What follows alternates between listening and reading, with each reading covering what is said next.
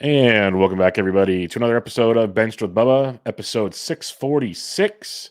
Continuing our team by team previews for the 2024 fantasy baseball season. And we're heading to the Windy City, a team that many people know in baseball, especially in the NL Central, the Chicago Cubs. And in order to help me, preview this really fun team, I've always liked them, like doing underdog drafts. I somehow get stacks of Cubs all the time. It's really funny that this works. But I have somebody that likes them even more than I do, which is going to be very apparent on this show because she bleeds Cubby Blue as she writes for them. She works at Baseball HQ, pitcherlist.com, a new podcast with our good friend Shelley Verstrate, who helped with the Boston Red Sox called Fantasy Feud. And you can find this wonderful individual on Twitter at BCB_Sara. Sara Sanchez, how are we doing, my friend? I'm doing so well, and I'm so excited for this conversation. This is my first Cubs preview since right before the new year. And so I put together a ton of stuff for the show. I'm really excited about it. And if Jed Hoyer would get off his tush and sign Cody Bellinger, that would be great. But as of this recording, he has not. Yeah, I'm hoping by the time this recording comes out, he is a Cubby. It'll just be so much fun in that regard. I don't think we have a ton of analysis we need. We know how he does. Like, it'll be a great move. Draft him in fantasy. But yeah, he did well for you all last year. Let's put it that way. Yeah, get it done, Jed. I mean, CubsCon was literally like every 20 seconds, the crowd breaking into Cody chants. And Dansby Swanson called for it from the stage. So That's awesome. That's awesome. It says about all you need to hear, Jed. So figure it out. Before we go into the fantasy aspect of this, going player by player, I'll ask you, what were your overall thoughts on the 2023 season for the Cubs? honestly, they did better than I thought they would. I thought it was a 76 win team, and they managed to get up to 82, 83 wins. They were just one win out of making the playoffs. But I will say, there were some managerial decisions there that I was really concerned about from a fan perspective in terms of their record in one run games before Adbert Alzolay became the closer. It was just abysmal. Eric Hosmer and Trey Mancini saw way too much time at first base. Every time Tucker Barnhart was in the lineup, my soul died a little bit. And so I'm not going to lie. Maybe my favorite thing Jed Hoyer has ever done was the day that Craig Counsell was announced as the manager of the Cubs, because that was pretty savage. Like, it was truly a move that I did not think Jed Hoyer had in him. And he did it. And don't get me wrong, David Ross, 2016 Cubs hero forever. Yep. But that was a good move. I think Craig Counsell was probably worth 4 or 5 wins for that team if he had been managing the bullpen differently, setting the lineup differently, just making some in-game decisions differently. And so I feel like the Cubs were on the precipice. I feel like Craig Counsell was a great move. And I feel like they're a worse team at this moment at the very end of January, start of February 2024 than they were when we were talking about them at this time last year. And I would like to see Jed Hoyer fill those gaps. Yeah, that's fair. That's very fair. Like, when I put the outline together, I basically copied last year's, changed the players around to make it work. And the pitching staff does need some work. That would be a plus. And then obviously Cody would help a ton offensively. But the Counsell move is a move in, I think, the right direction to kind of move forward with the team. Like you said, Ross, awesome guy. Did surprise me. I'm not hooked onto the Cubs beat, but I think it surprised many that move took place, and we'll see where it goes. He got paid, so now the expectations are going to be very high for Counsell, unfortunately, but he's a good manager, so we'll see how that one plays out. Let's talk fantasy now, and we'll start with Mr. Dansby Swanson, your new acquisition last year, one of your new acquisitions last year, and kind of got off to a slow start, kind of a less than expected start. In the end, still 22 homers, 9 stolen bases, hit 244. I guess the average would be the downside for Dansby Swanson, but all in all, not bad for your first trip to Wrigley on an everyday basis. Things could obviously change this year with Dansby, and you right now have, since over the last 12 NFBC drafts, an ADP of Dansby Swanson has 128. So what are your thoughts this year for Mr. Swanson? Dansby is such an interesting player to me. First of all, I feel like he's a really safe player. Like, you know what you're getting. You're getting like a 250 to 270 batting average. You know you're getting 20 to 25 home runs. Last season was a down year for him. He had a heel contusion that he was dealing with in his first year with the Cubs. And I think you really saw that on the stolen base side of things. I would not be surprised in the slightest if Dansby ran more this year. I think he's an excellent value in fantasy. right now. If you run the projections, depending on the projection system that you run with on the auction calculator, you're looking at like an $11 to $13 season. And he's not really being drafted in that range as far as I can see. I think that he will get more run in 2024 in terms of just being the team leader and being that guy. He's always going to hit low in the lineup. He's always going to be on the field. The guys that kind of go before him that I am way out on, and I would rather have Dansby, Ellie De La Cruz is going like, I don't know, more than 100 picks earlier. CJ Abrams, Matt McLean, Xander Bogaerts. I think I would rather take the dude who has done it a bunch before and just know that I'm getting a super solid floor and maybe a little bit of upside from a guy in his second year on a big deal. Yeah, I always like the second year guy. Like the first year, I expect a little turbulence. Let's see how it goes. We saw it with Francisco Lindor. Things are okay there now, folks. Trey Turner, even in the second half last year, things got a little better. I'm a little optimistic on him returning to his overall form. We'll see. But I'm with you. There's a lot of shortstops I'm in on. A bunch you mentioned I'm not really in on right there. The area he's getting drafted around, like Anthony Volpe's right next to him, I'll take Swanson all day in that regard. So it could be quite a discount for Dansby, especially if the Steels get back to maybe 15 or so. That could turn into a very strong player at shortstop for you. I want your input on this one, definitely. Nico Hoerner, amazing season. I think we could say that the 9 home runs. Not a big power guy to begin with, but 43 stolen bases, 98 runs scored, and hit 283. These are all great numbers that you have to pay for now with an ADP of 64. Are you interested in that kind of ADP with the lack of power? So I've done 7 drafts now. I've done like 3 or 4 gladiators, a draft and hold, a couple of other things hanging out here and there. And I have 0 shares of Nico Hoerner. And it's not because I don't like the player. I had him in Tout Wars last year. He is the reason that I hung in with steals in that league. And I truly believe that Nico Hoerner's time is now. He hits low in the lineup. He plays every day. He's a Gold Glove defender.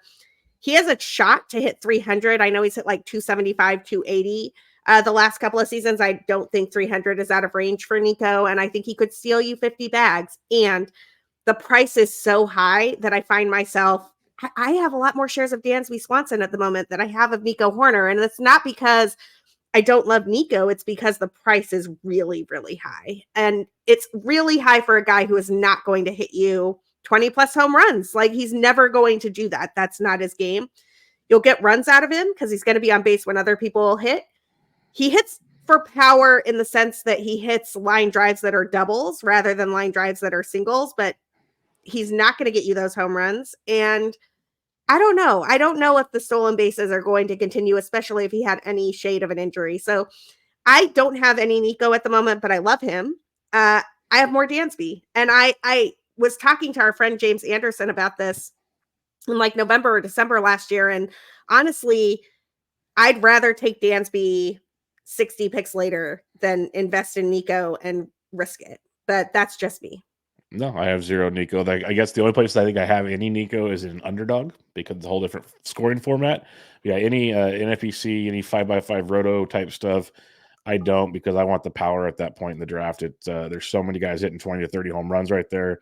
Makes it very difficult for me to stomach that roster spot with Nico. Very, very good. Don't get me wrong, but like if we're gonna kind of poo-poo on CJ Abrams, which many people are, I'd rather have CJ Abrams than Nico Hoerner if it comes to the power department. So if we're comparing those, now Dansby much later makes total sense, but Nico just needs the power, and I don't think it's going to be there.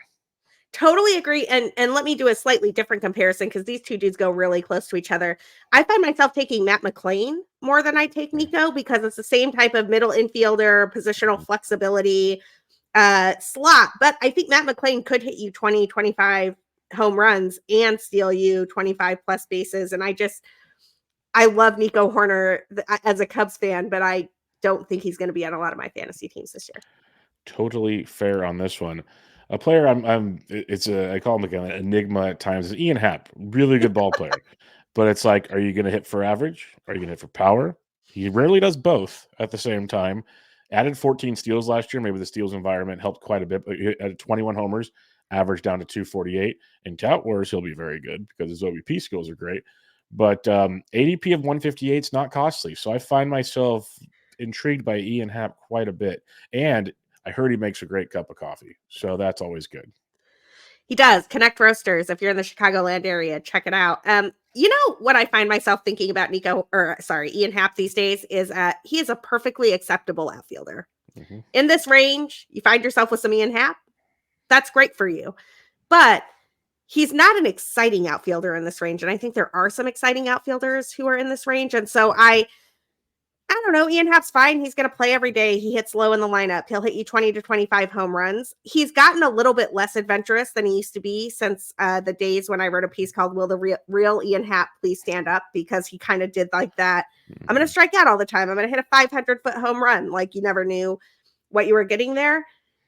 He's just solid. And he goes in a range of players who are just solid. And if you need an outfielder at that spot, you could do worse. And also, if you want, he's not an upside play at this point. True. And this is not meant to be an insult, but he strikes me more as like a Verdugo type. Like you're buying floor, you're not buying ceiling.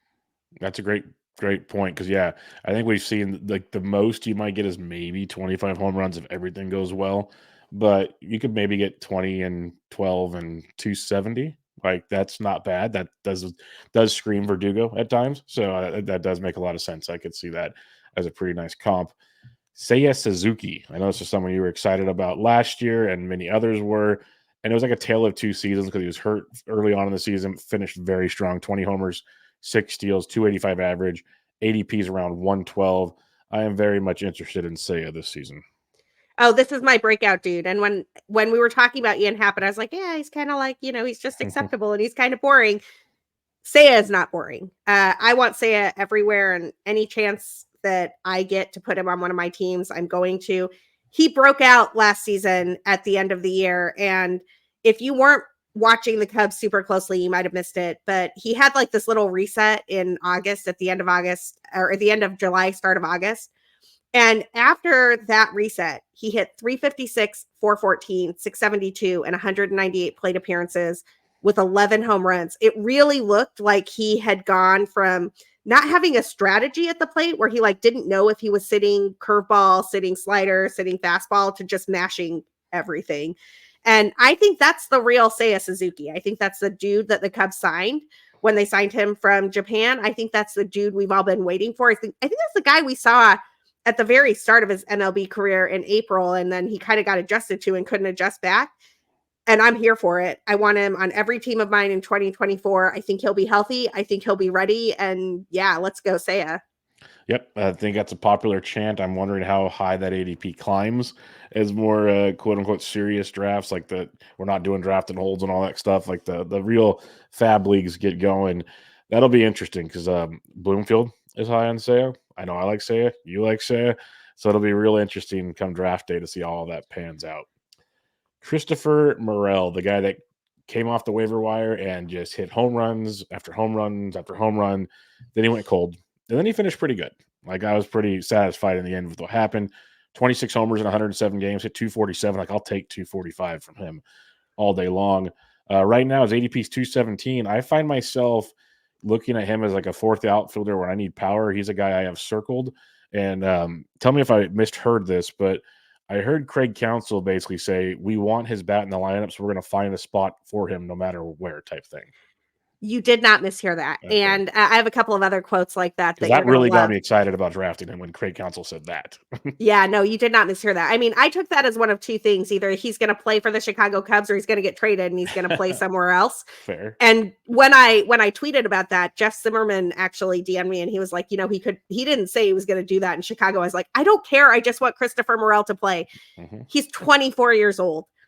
He basically skipped AAA the first time he came up to the big leagues. And yes, there's a lot of swing and miss there. Last season, he had 37 home runs across 2 different levels. He started at AAA, hit 11 home runs, and he hit the 26 in the bigs.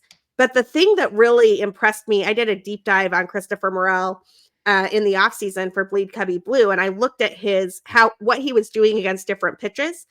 And he really improved on off-speed stuff. He really improved on sliders. It's like he's learning, like you can watch him learning the way pitchers are attacking him. And the bat speed and the way that he hits the ball, it's violent. It's just this like power stroke that is incredible. these are not cheap home runs. Maybe his defining moment in the 2023 season was the walk-off he hit against the White Sox. That was an oppo shot over right center that nobody should be able to hit, and Christopher Morel hit it out. I am 100% in on him. The thing that really got me excited beyond what Craig Counsell said, at Cubs convention, Carter Hawkins was on the stage and he was asked about Christopher Morel. And he said Christopher Morel reminded him of his time in Cleveland when they were trying to figure out what to do with the young Jose Ramirez, because Jose Ramirez came up as a shortstop and he was blocked by Francisco Lindor. And you just have to find a way to play him every day. And what I heard there, and this is no shade to David Ross, who I love. I think he's great. 2016 hero forever. But I've been trying to figure out why the Cubs seem to have Morel in this bucket of dudes who are like utility fourth outfielder guys when he's clearly different. Zach McKinstry, Miles Mastroboni, Nick Madrigal. I'm like, why is Christopher Morel in that crew? I don't think it's the guys who are left. I don't think it's the front office, and I don't think it's Craig Counsell. I think it probably was David Ross, and I think Christopher Morel is going to get a lot of run in 2024. I want him on my teams. That's awesome to hear. That's really great to hear. First thing that came to mind when you said the Jose Ramirez, I just can't picture him playing shortstop. That's ridiculous. Like that's a beefy, that's a beefy boy. Maybe he wouldn't have got that big if he played shortstop still. Maybe there'd been a different regiment in the offseason, but he does not scream shortstop right now. I'll tell you that much. And he's still fast as heck. Like he'd smoke me in any race, but I just laugh thinking shortstop. That's like a slow pitch softball shortstop. That's a different kind of guy. Dude, I love Jose Ramirez. Yeah. Like, and not to like throw back to a bad moment in baseball last year, but Jose Ramirez versus Tim Anderson last year, I was like, oh my, Jose Ramirez is a bad man, y'all. Do not mess with him. He's a guy you want on your side because literally Tim didn't do it in that moment, but it was more of a you've ticked my whole team off and I'm the captain, so you're dealing with me. That's kind of how that went down. That's like old school hockey type stuff. Like you messed with this, like I'm coming to take care of business for you. It was fun to see. I admit it. Mike Tauchman, this is one of those that it felt like he was in a lot of big moments at times last year, leading off, doing things. And then like this offseason, I went and looked at his stat line, 252, 8 homers, 7 steals, 108 games, like nothing overwhelming, but he had like those OBP skills that everyone like loves at a leadoff hitter. ADP of 637. So he's pretty much draft and hold only type guy right now. What are we thinking with Tauchman? Because like if they sign Belly, Tauchman might be the odd man out there. I know with Morel, they also mentioned, like, I can't remember his Dominican or Mexican league or whatever one he was in. They're working on him at first base. So there's rotating options there. So what are we thinking with Tauchman? Because if he plays like he did last year, playing time wise, 637 is intriguing in a draft and hold. But will he play? So Morel was actually playing in the Dominican Winter League with the Aguilas, and he played a lot of third. The Cubs might have requested him to play first because I heard the same rumor you did that they wanted him to play first, and he didn't. And I say that mainly because the Cubs still don't really have a third baseman.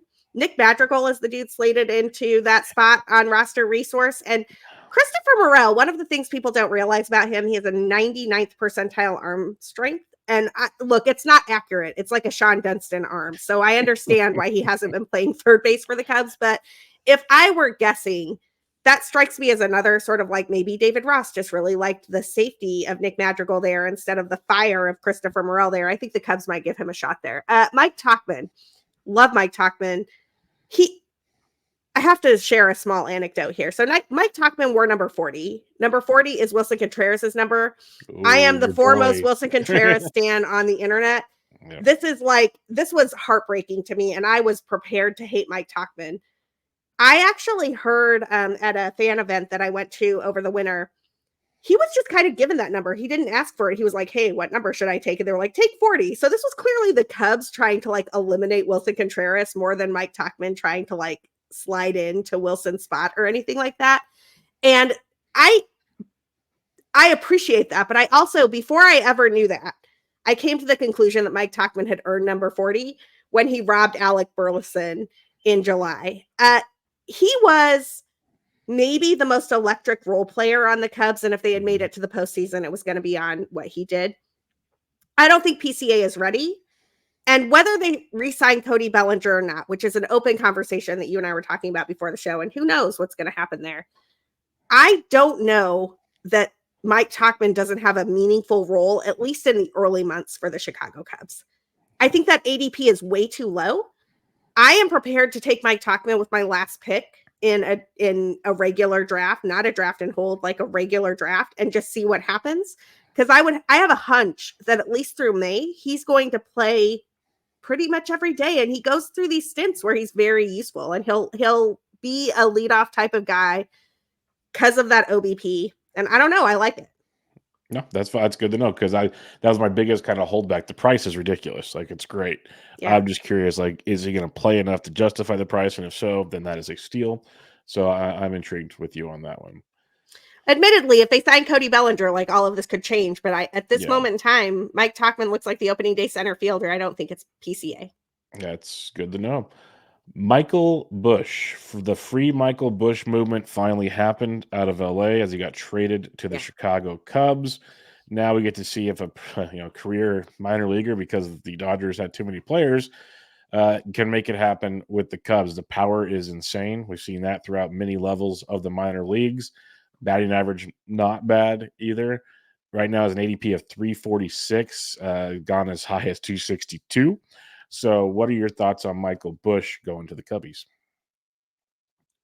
I go back and forth on this one. So a couple of things. One, massive PCL caveat on Michael Bush. Like there are a ton of guys who have come out of the Dodgers minor league system in the recent years where it's like, oh, this guy's going to be a regular everyday whatever, and they're not. Edwin Rios with like a phone call, like, I'm thinking about Zach McKinstry. There's a number of guys who've sort of like been on our radar because of their time in the PCL, and then they don't really hit in the majors. But the Cubs were willing to part with a pretty good free agent or a pretty good minor league player in Jackson Ferris for Michael Bush. And I don't think that's an accident. Like, that's a really good pitcher who they thought was going to be excellent for them. So I'm intrigued. I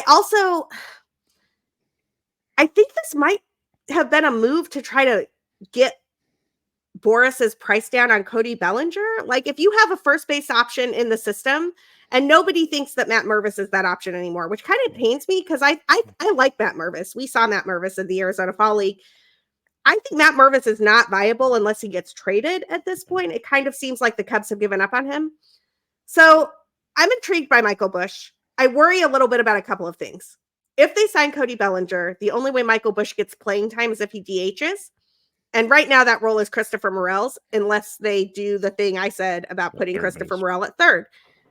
I don't know how you carry Michael Bush and Christopher Morel on the same team without trading they are the same player. Like, sure. Michael Bush strikes out less. They both have plus power. They both don't really have a defensive position. It's kind of a weird situation that they put themselves in here. That doesn't mean that they can't make it work for those guys. But Michael Bush sort of seemed like a hedge to me there. If they don't get Bellinger, they have a first baseman anyway. I think he is the first baseman. I don't think he's a third baseman. And I'm intrigued by it. I want to see what happens in spring training. Something to watch.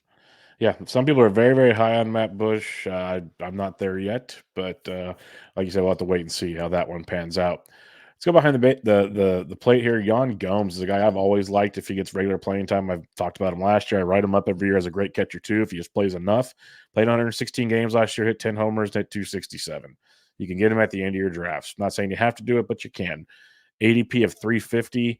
I know we're going to talk about another catcher, which I'm even a bigger fan of, but they just won't unleash him yet. But Yan Gomes is technically the starter as of now. So what's your thoughts on Yan Gomes? No, I mean, he's the starter as of now. Like, if you're looking at the back end of who's my second catcher or third catcher in a draft and hold going to be or whatever, and you're trying to choose between Yan Gomes and Miguel Amaya, Yan Gomes should go ahead of Miguel Amaya every time. And also, Yan Gomes is 90 million years old. I mean, I think he's actually like 36 or 37, but like that's 90 million years old in catcher years. Yes. He squats for a living. And look, I do a little bit of yoga and stuff. Squatting for 90 minutes at a stretch sounds god awful to me. So I feel like if you do that when you're 37 years old or 36 years old and you've done it your whole life, your knees are probably trash. Like, at some point, the wheels are going to fall off of Yan Gomes. I would ride the Yan Gomes train as long as I could. But if I had the option in, say, a draft and hold to handcuff that with like a Miguel Amaya, I would, because I those two dudes are probably going to split playing time in like a 60-40 way that is the most obnoxious possible playing time split for fantasy baseball. This is not a situation where one of them has the starting job yet. And Miguel Amaya is the up-and-coming young guy who is probably a better hitter long-term that the Cubs want to pass the torch to, but Yan Gomes is their favorite right now, who probably has the edge because they really like how he deals with pitching. And he's a great hitter right now, but that if that fell apart in May, would either of us be surprised? No. And the biggest part you mentioned there, especially a guy like Counsell, he's going to probably cherish that behind the plate discipline, like the way he handles the staff, which Gomes does very well, like you said. That might go a long way, especially if you have the Morels and everybody else out there hitting bombs. You don't really need your catcher to do a whole lot. You're like old school baseball. Not saying it's the right way, but that's kind of what we used to see back in the day. And I could definitely see that taking place because I love Amaya, and I'll let you have you kind of hit some stuff there, but I know you want to talk about him later. His ADP is like 446. I was kind of banging the drum on let's make him the starter out the gate. I was on like the 65-35. You got 60-40. I'm kind of there too. It's the reason I really like Amaya is the hit tool, like you mentioned, and it just takes one injury, kind of what you're saying to Gomes. Now Amaya is the dude, and it's pretty fun there. So, do you have anything else to add on Amaya, or do you get it out there? The one thing I'll add with Miguel Amaya, and you nailed it. Two things actually. One is he's an on-base percentage guy. So the average probably isn't going to impress you much. I think he hit like 212 or 214 or something like that last year. But his OBP is really solid. It was in like the 320, 330 range. And part of that is that Miguel Amaya is not afraid to lean into one and get hit. He's got a lot of hit by pitches.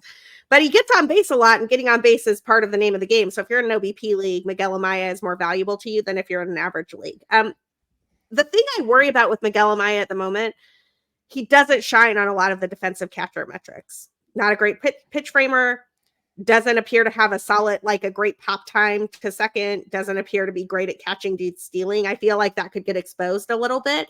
I think the Cubs are really like they have him in this mentor-mentee relationship with Yan Gomes at the moment, but an injury could change that really fast. Yeah, so someone to keep an eye on, like I mentioned with the Cardinals and other Cubs or catchers, things I've done. Ivan Herrera, love him a lot. If God forbid something happened to Wilson Contreras, like Herrera is an automatic guy. Same goes for Miguel Amaya. Like these are two like the guys I'm looking for that the second an opening happens, these are the ads that you need.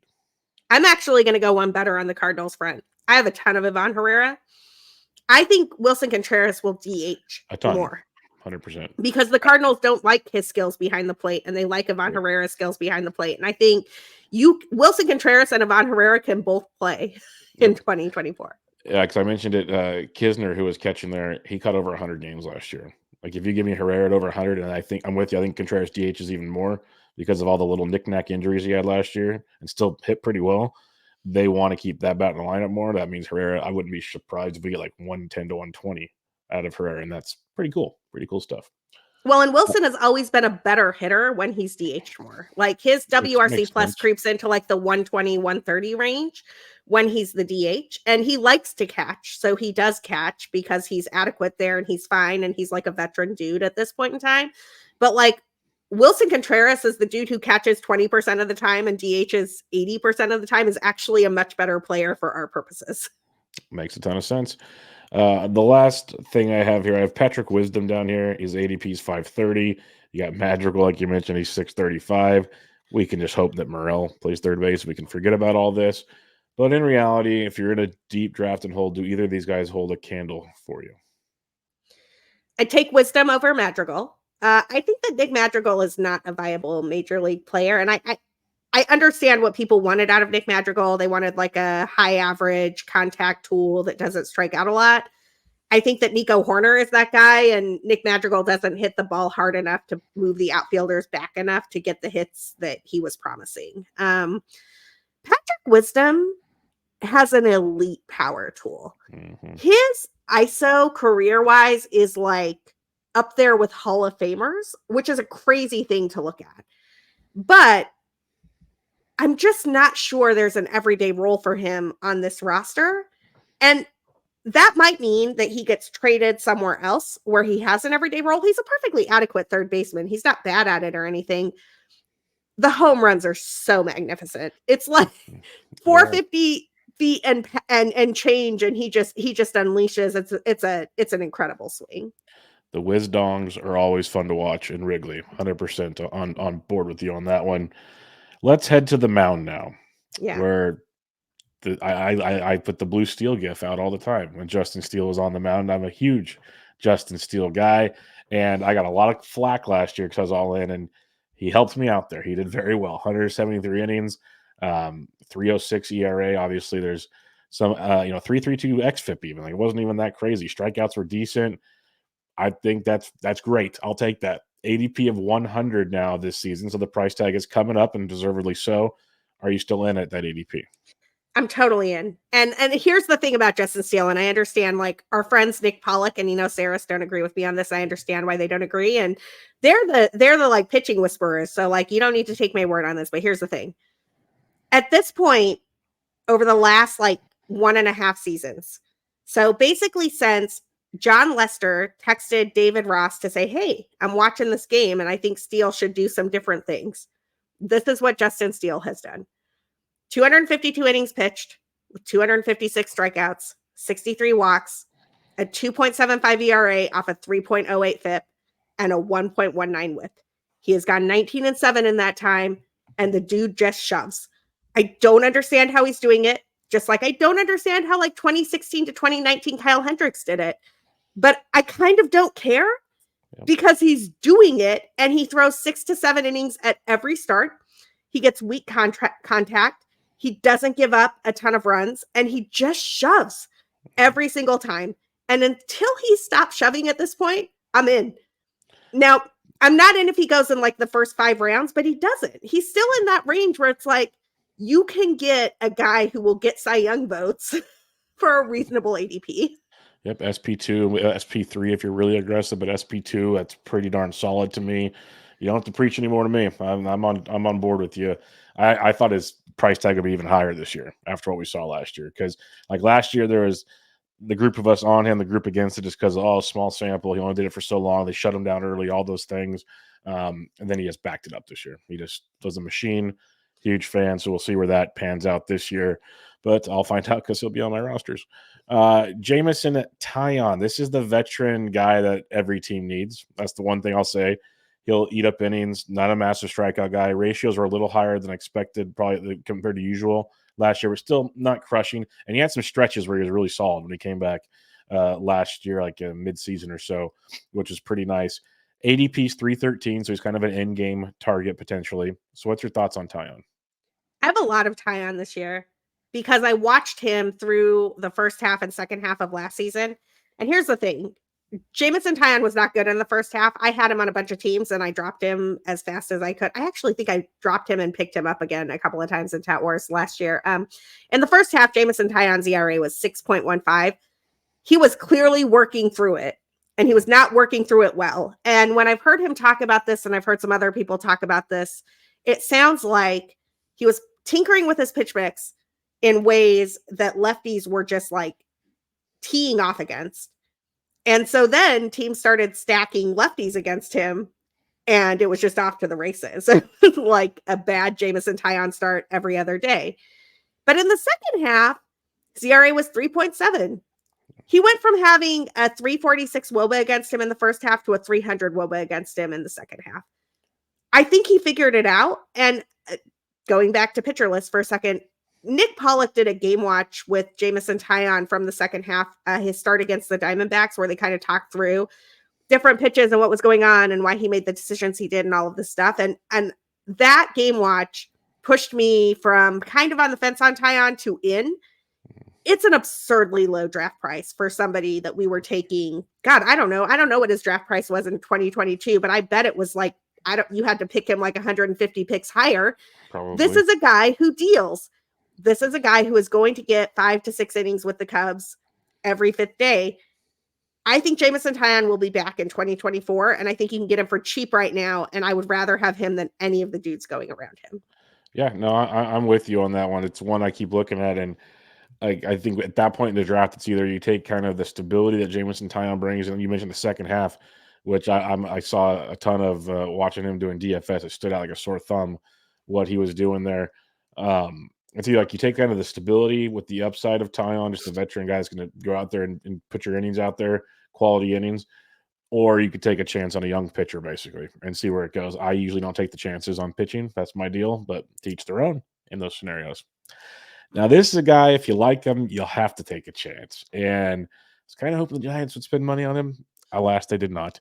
Shota Imanaga, ADP of 205, one of the next fun toys that came over from what was it? Is he Japan? It's Japan, right? Yes, Japan, Japan. yeah. Yeah. I always there's so many coming from Korea and Japan now. It's just overlapping.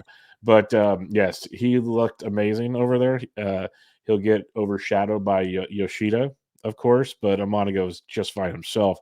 What are your expectations as a Cub fan going forward? Okay, first off, if you have not seen Shota Imanaga's intro to Chicago, you have to go watch it. It's incredible. So, for those of you who are not Cubs fans, when the Cubs win, we play Go Cubs Go. Hey, Chicago, what do you say the Cubs are going to win today? Like, that's a line in the song. And so, Shota Imanaga, hey, Chicago, what do you say? Oh. The Cubs are going to win today. That is those are the first words he speaks to the Cubs fan base. And it was beautiful and incredible. And I just love this dude. I'm very excited about it. This is my second favorite thing that Jed Hoyer has ever done, excluding sniping Craig Counsell from the Brewers, which again, just savage. And I can't believe he did it.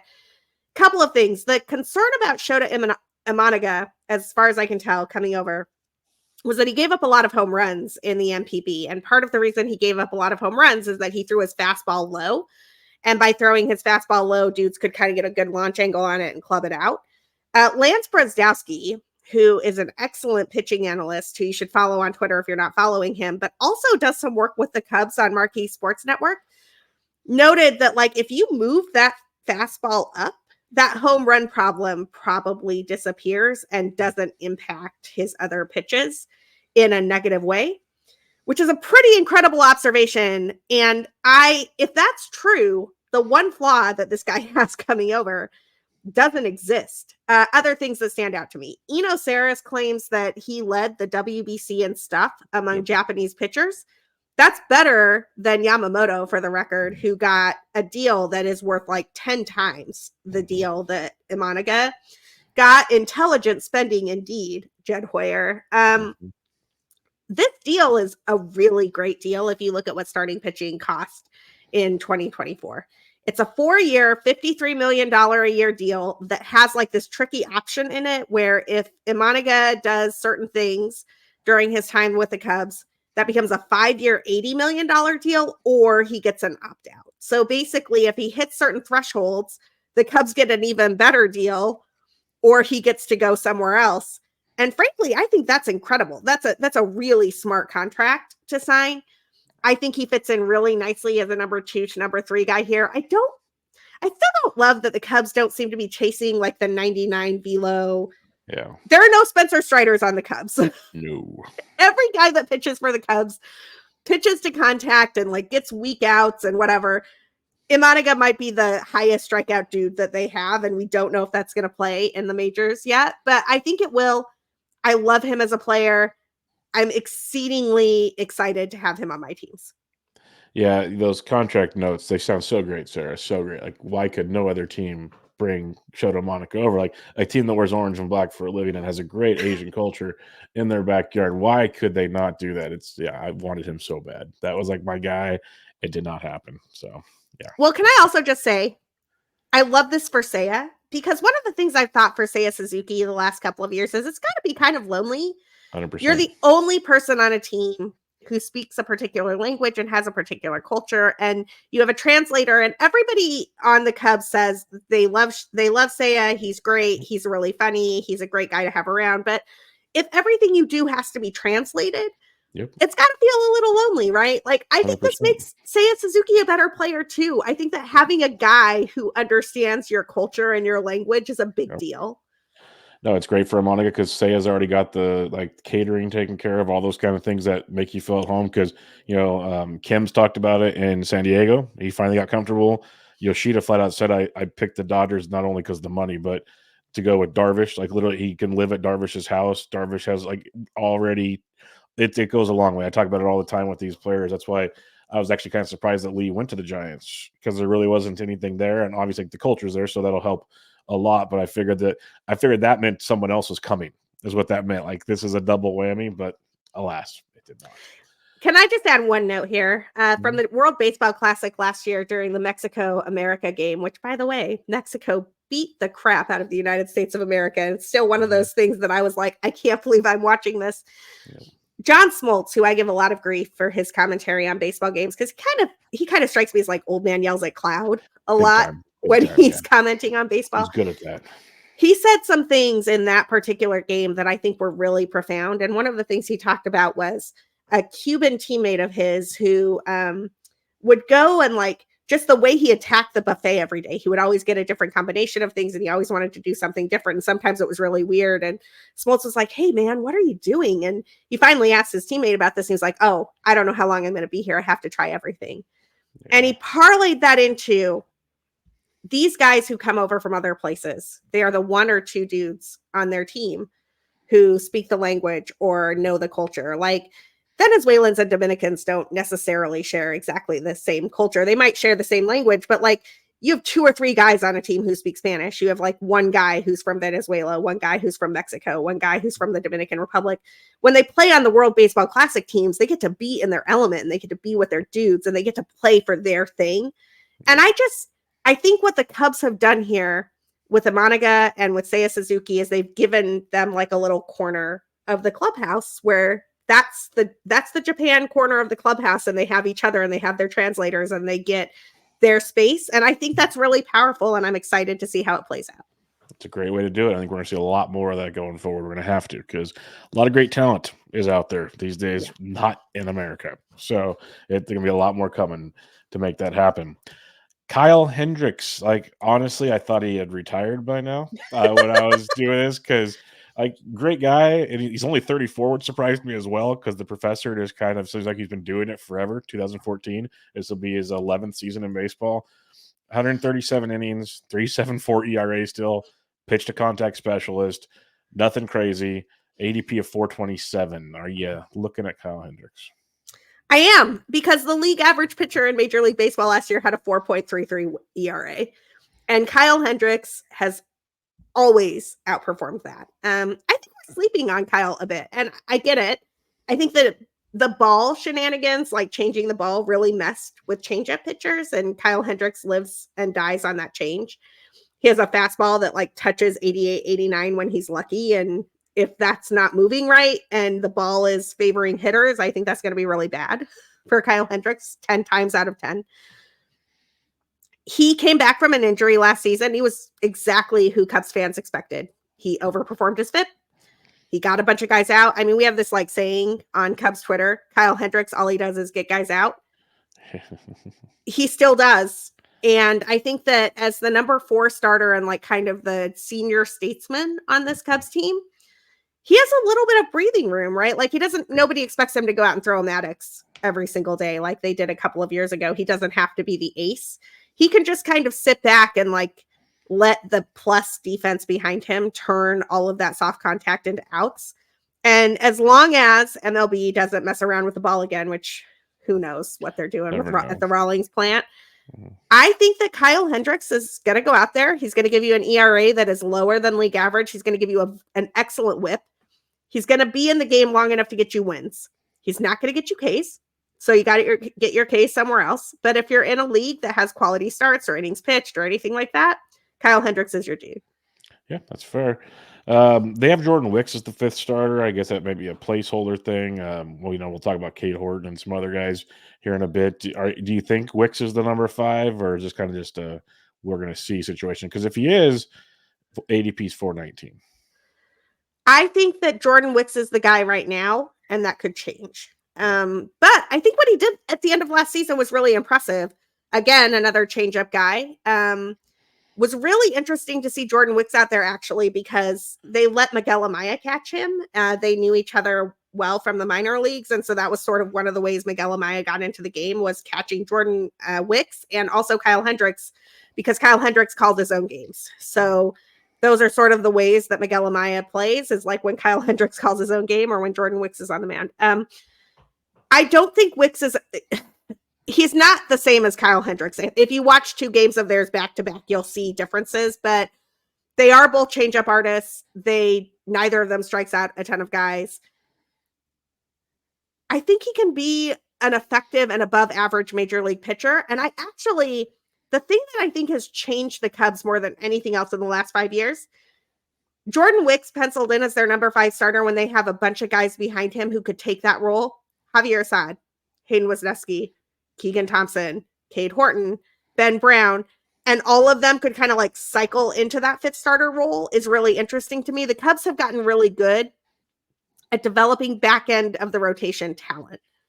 They're not very good at developing top end of the rotation talent. So they're not a Cleveland Guardian system where you have like Tanner Bybee and Gavin Williams, you know what I like? Yeah. They're not that, but if you're like looking on the waiver wire in June for some guy who's going to give you 5 innings and a shot for a win, you could do worse than whoever the Cubs are starting that week. I had a not healthy amount of Javier Assad as the end of the season went along. It was not pleasant because there were a lot of pitch to contact that scared the crap out of me, but you got your wins. It worked, right? It worked out. It was worked. Not pleasant.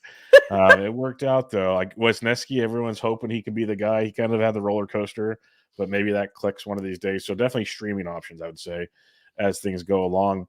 Let's look at the bullpen. Adbert Alzolay. Love me some Adbert. He was one of my favorite spec guys in drafted holds last year. Obviously, you can't spec anymore with Alzolay. ADP of 122. What are our expectations there? They did sign Hector Neris after all.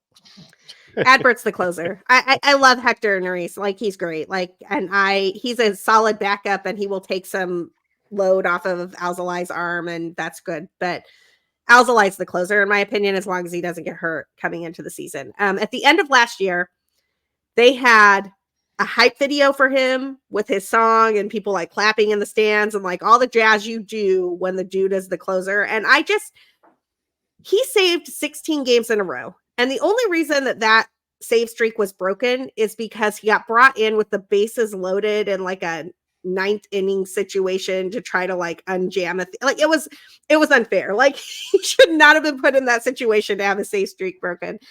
I think Adbert has closer energy, which sounds like this is such a totally non-statistically based thing to say, but the guys who are like, no, I'm just going to get this out and I'm going to pump my fist and I'm going to scream to the stands. Like Adbert has that energy. He does not care.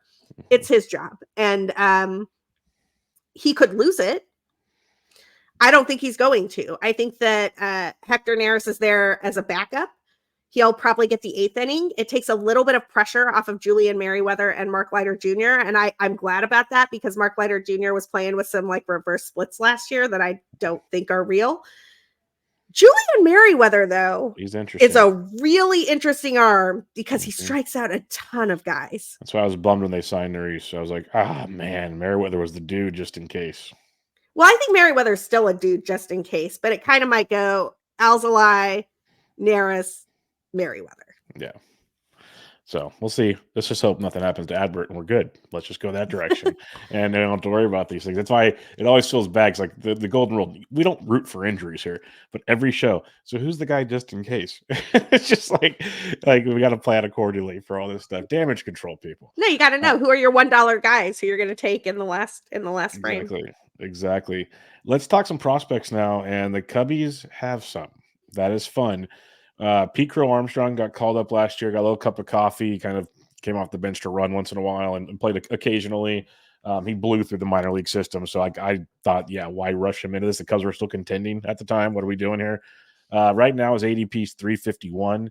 What are your thoughts on him? Because you did earlier, you said you don't think he starts out with the team, but what are your kind of expectations this year?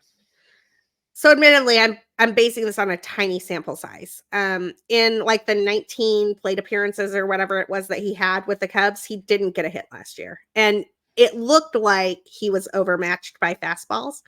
Now, he's really young, so I don't think that's a thing that's going to be a problem in like a year. But I do think it's a thing that he needs some more time to figure out at AAA. The glove is elite. He makes plays that I have not seen any Cub make since Reed Johnson was playing center field for them. I mean, it's just like this easy, oh yes, I will run to the ball and I will dive and I will not hurt myself and I will catch the ball. It's an incredible talent in the outfield. But I don't think the bat was ready at the end of last year. I think he's going to get a shot to show if the bat is ready in spring training. And if he does, if Pete Crow Armstrong shows up at spring training and hits like 370 or something, he might make the team. It might bump out Mike Tauchman. Like I that wouldn't surprise me at all. But it also wouldn't surprise me if Pete Crow Armstrong struggles a little bit in spring training, starts in AAA, and comes up later. How many times do you think the team had to watch the movie Major League? Or Big League, Little Big League. Okay, so I have a really funny story about Little Big League. I doubt they had to watch it because I think I'm being sarcastic. I think there's more jokes than anything on that one. I don't think he has the pull power to make them watch that one. No, and I think that was kind of one of those elements that was sort of like everybody knew it, and it was kind of a funny inside joke around the stadium. So I hang out at Ball Hawk Corner quite a bit by Wrigley Field, which for those of you in the know, Ball Hawk Corner is like at the corner of Kenmore and Waveland. It's the left field area where the Ball Hawks try to catch home runs. And we would see Pete Crow Armstrong's mom walking back to her car all the time. And she would take a selfie with you, but only if you didn't post it anywhere. So it's like she was there every single game. It was super cute. It was amazing. But it was kind of like, well, nobody wants, like, we only want the selfies so we can post them. We can post it and say, look at, that's good stuff. Cade Horton, one of the big time pitching prospects that's on the cusp of coming up. Right now his ADP is 421, so people are pretty optimistic they'll get an impact at some point this season. What are we thinking on Cade Horton? Dude, I was so angry at the Cubs when they picked Cade Horton 7th overall in the 2022 draft. Because if you remember, that was the Magnificent Seven draft. And the idea was like, you pick one of these 7 guys that everybody believes is going to be a major leaguer someday, and you don't deviate from that, and you get a guy. Cade Horton was not on the Magnificent Seven list. And the Cubs deviated, and I was kind of like, what are we doing? But they did it off of 6 weeks of an elite slider that has proven to maintain that eliteness through Cade Horton's time in the minors. And here we are with Cade Horton as a top 100 pick who, according to MLB.com, in 21 starts across 3 levels, he finished with a 2.65 ERA and struck out 33.5% of the batters he faced. That is stupid and sick. And he looks like he might be an elite starter for the Cubs sometime in the second half. I don't think he's going to start the year with the team. I do think he's going to come up on our waiver wires at some point this season, and people are going to drop an absurd amount of fab on him. Yep, that'll be a fun time that I'll sit back and lose on, so that'll be good to know. Ben Brown, another pitching prospect for the Cubbies, except unlike Horton, who's going around 417, Ben Brown's going at like 675. Big gap. Is the gap that big between the two? I actually wouldn't be surprised if Ben Brown came up first. So there we go. So Ben Brown is a less flashy prospect than Cade Horton. He's the dude that they got in return for, I think it was David Robertson. I might be wrong about this. I did not put this in my notes. No worries. Not David Robertson. Trade with the Phillies, 2021, 2022. I'll look it up while you... Thank you. I forget who they traded for him, but definitely an intriguing arm and a guy who not as high of a ceiling as Cade Horton, but a lower floor. And so in the event that they need somebody to fill in as a 5th starter or as a middle relief bullpen guy. It was for David Robertson. Thank you. Okay. Yeah. Oh, good. I should have trusted past me. You got that. Come on. You know these things. Trust your instincts here. No, but Ben Brown is a really intriguing arm. He was kind of in that same tier as Hayden Wesneski last year, but he was a little bit younger.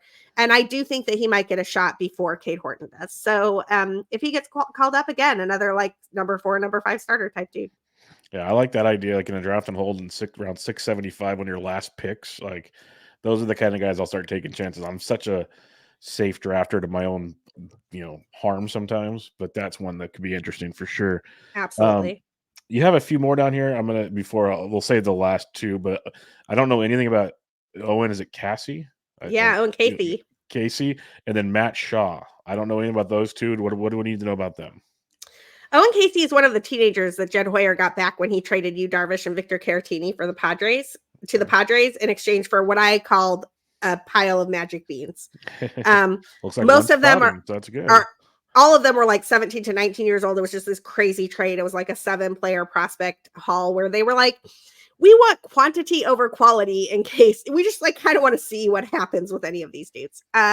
He mashes. He's a corner outfielder. He had a breakout campaign with AA Tennessee last year, posting a slash line of 289, 398, 519 with 22 homers and 120 games, according to MLB.com. And if anything happens to either Ian Happ or Seiya Suzuki, or the Cubs just need a bat, they just need a guy who can hit, I think Owen Casey might be that guy. And I would not be surprised to see him up with the big league club at some point in the second half. Well, Matt Shaw. Matt Shaw is the Cubs' first-round draft pick from last year, and he's been taking reps at third base. Oh, we're back to that again. The Cubs. I heard the Cubs might need a third baseman. The Cubs absolutely need a third baseman because, look, no offense to Nick Madrigal, but like he takes 5 running steps to throw across the diamond, and he can't make a double play. Little like corgi legs. So I just can't. And also, like, there was at least one play last year where Nick Madrigal jumped as high as he possibly could and like did the outstretched thing trying to catch the ball, and it went way over his glove. And I'm like, a normal sized human catches this. And I say this as a woman who is 5'1". So no shade to Nick Madrigal at 5'4", but like, you got to be able to catch that ball. You're a professional ball player. Like, we need a little something out of you here. Like, do the Cubs get to go to Williamsport anytime soon for the Little League game? Because that could be fun. Okay, so I felt so bad about this last year. I was walking down Clark Street towards a game, actually, and I saw a little dude in a Nick Madrigal jersey, and I took a picture of it, and I like, his dad was like, oh yeah, of course you can post this, whatever. I was like, I found a young Nick Madrigal fan, and a bunch of people on Twitter were like, is that Nick Madrigal? Yeah, are we sure that's not Nick? Is he walking around in his jersey? I was like, I didn't mean to do that to that kid, so I apologize. No, seriously, Matt Shaw is a legitimate third base candidate. There are questions about the arm, so it's not entirely clear if he's going to be able to stick at the hot corner long term, but they need a third baseman, and if they can't come to terms with a Scott Boras on a Matt Chapman, or if Christopher Morel does not take that position over, I think Matt Shaw is the next guy up, and he's a first-round draft pick. He's already kind of established himself in the minor leagues, and he's worth keeping an eye on this season. All right, let's go to James Triantos, who took home some hardware from the AFL. So he had a good little fall. What are we thinking about him? James Triantos has a great hit tool. He's one of these guys who like doesn't strike out a ton. He hits line drives all over the field, and he's probably not going to hit for a ton of power, but he was the offensive player of the year in the Arizona Fall League, and I think he's going to get a shot as well. I don't think he's going to get a shot at third base because he doesn't seem to have that arm there either. So the Cubs have just a ridiculous collection of dudes who could play second. All of these, just throw everybody at second base, right? But we saw how that worked out for the Marlins last year. You can get it done with a lot of second basemen, and I think James Triantos might be one of those dudes who gets a call up. And then last but not least, Kevin Alcantara, who we saw in the home run derby. He gives me that Nelson Velasquez vibe. And I know you'll appreciate that because we liked Velasquez. I was pumped when he got freed to go do his thing. What's your thoughts on Alcantara? First of all, I have a redonkulous number of shares of Nelson Velasquez this year because Nelson Velasquez hit 17 home runs for the Kansas City Royals at a ballpark that is not supposed to give up home runs the second he was freed. And I'm just like, the Cubs couldn't use that. But I understand he's a corner outfielder. He was blocked by Happ and Seiya. So I understand why he's not on the Chicago Cubs. But also, go draft Nelson Velasquez, people. What are you even doing? I think Kevin Alcantara is like 3 dudes behind getting his Nelson Velasquez call up. And what I mean by that is, I think that Alexander Canario gets a shot first. He already had some big league time last year, and he's another guy who's like the same type of player, like gonna mash some home runs, gonna strike out a lot, can only play a corner outfield spot. Kevin Alcantara might come up before Owen Casey, honestly. He's one of the guys that the Cubs got in return for Anthony Rizzo.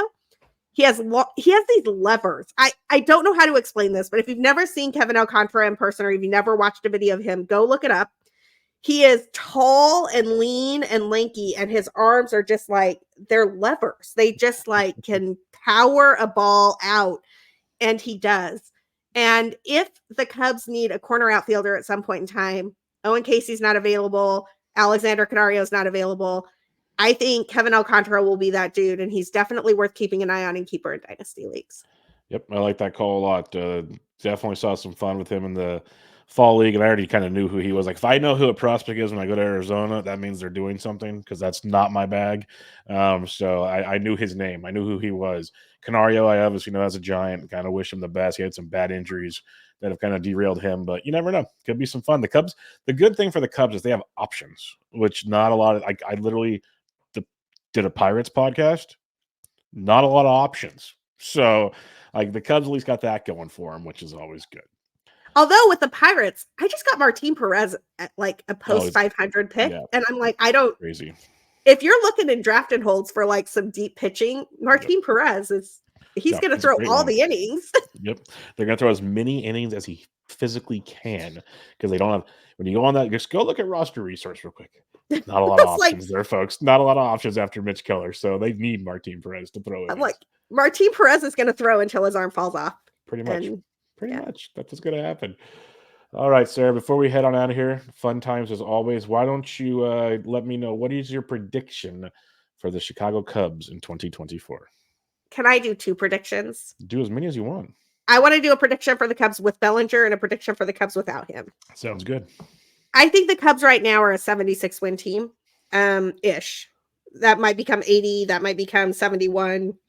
Probably on the higher side because Craig Counsell is manager above replacement. But the team is kind of middling right now, and I don't think they've made anywhere near the number of moves they need to keep pace with the Cardinals and the Reds, which is, I don't know, it's kind of devastating. The Brewers signed Rhys Hoskins. Like, come on, like, go get your guy. Go get a big guy and put him in this lineup.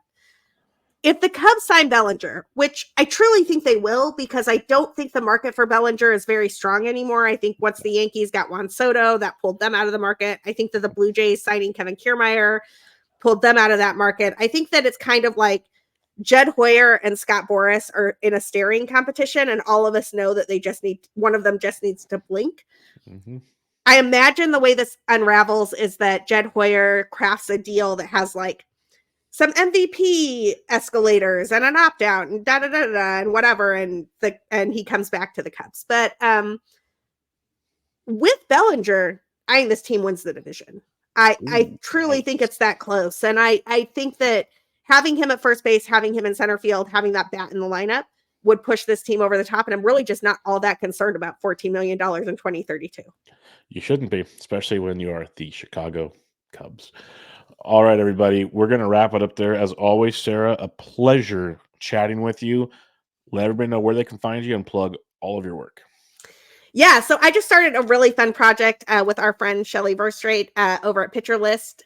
And we will have a Pitcher List podcast called Fantasy Feud. The first episode debuted at PitchCon. You can watch it on YouTube right now, and you can hear it on the Pitcher List channel shortly. But definitely follow that. I think it's going to be really fun. We're basically taking the tact of looking at deep debates in issues in fantasy baseball rather than covering all of the things. So, for example, when we cover the Tout Wars draft that Bubba and I do together, we're going to talk about like 4 or 5 things that happened that were pretty controversial rather than covering the entire draft. We're going to bring on your favorite fantasy baseball peeps so that you can hear us argue with them, and or you can argue with them yourself. Like, just like all of the times you've wanted to like argue with someone's bold take. That's what Shelly and I are going to be doing this season, and we're pretty stoked about it.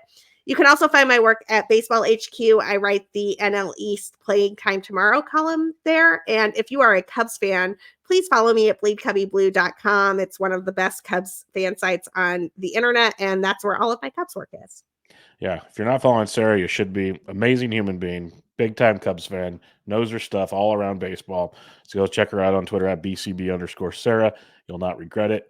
Thanks for joining me, my friend. Always a pleasure chatting with you. Always the best. Thank you for having me. All right, everybody. I was Bench with Bubba, episode 646, your 2024 Chicago Cubs team preview. Catch you all next time.